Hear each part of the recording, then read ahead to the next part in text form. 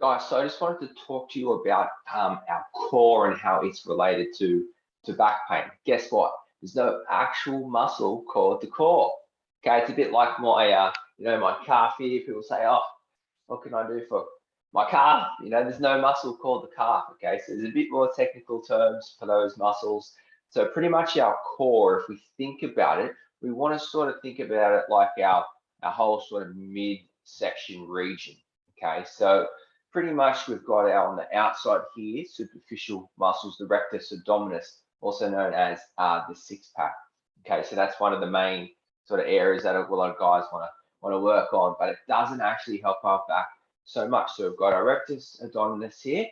Deep inside here, we've got our transverse abdominis. Okay, this is the part that actually helps to stabilize your spine a lot better and is much more a healthy sort of muscle to work on to create balance in the body. Because a lot of the time we're more dominant through our outside muscles or our outside layer, the six pack, okay, and then we're weaker through the deeper inside layer of muscle, okay, transverse abdominis, which is closer to the spine. It's very much in relation to supporting and stabilizing our body. On the sides here, we've got muscles that wrap around each side, called the outer obliques and internal obliques. Okay, so the obliques are important. They're involved in rotation, rotational movements, stabilizing, from side to side. Okay, so when we're thinking about the way that we want to train and the muscles we want to work within our core, so think of the core as like our whole midsection region. Okay, so we want to do exercises where we're working on all the different components that are going to help stabilize our spine at the end of the day.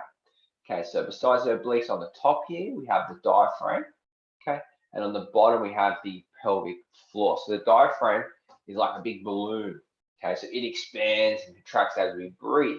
So there's a difference in why it's important to take in deep diaphragmatic breaths, not just breathing through our lungs all the time. If we're just breathing through our lungs all the time, then we're not going to be working the diaphragm muscle, so it's not going to get stronger. It's going to get short, tight, okay, weaker over time. So when we do our breathing, okay, it's important to emphasize, yes, we're going to push the tummy out.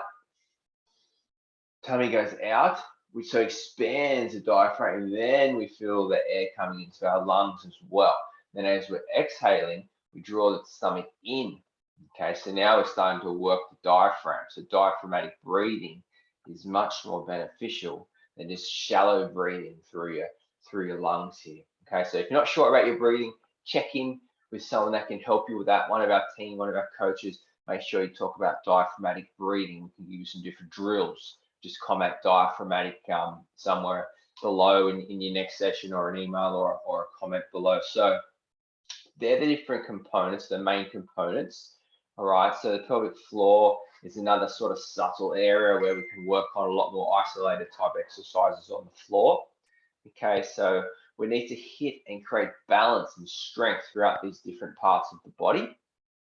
And when we do that, they're all going to work in synergy. They're all going to work with one another to bring the results that we're looking for. Okay, the whole strength throughout the different parts of our core.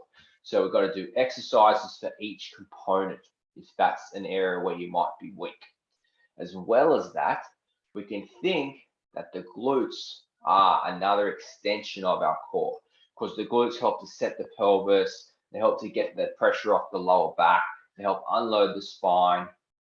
So a strong gluteus muscle, the glute region, again, there's different muscles within the glutes, can help unload the spine, unload the lower back, okay, and keep everything balanced and healthy, and stop the lower back feeling too overactive. Okay, so the lower back can be too overactive sometimes, and it's just, copying that extra wear and tear and unnecessary forces, unnecessary load, unnecessary tightness through it. So when we have a stronger core, we have stronger obliques, we have stronger pelvic floor, stronger diaphragm, stronger transverse abdominis, stronger rectus abdominals. These is when it's all going to start to flow and work nicely and work together to help overcome our sore back, our lower back pain, disc bulges, all of these areas. Okay, the body wants strength, the body wants to be stable, the body doesn't want to be too tight, The body wants to maintain good posture in good positions, not to place unnecessary force and loads through our spine. Okay, so just think about that next time you're doing your core work, your exercises. We need to be working on all these different key areas. Okay, so just simplify it. The core is the the governor of the body for stability. We want to be strong through there. So just understand that, understand the reasons why. Okay, and this will all start to help fix your back, unload your spine, and move you much closer to the results that you're looking for without back pain returning. We want long-term results. You got to have a strong body, strong core, and continually maintain and work on this throughout your life. It should just be a healthy habit, a healthy routine that you get yourself into, so that we don't have to keep revisiting, relapses and back pain niggles coming back again.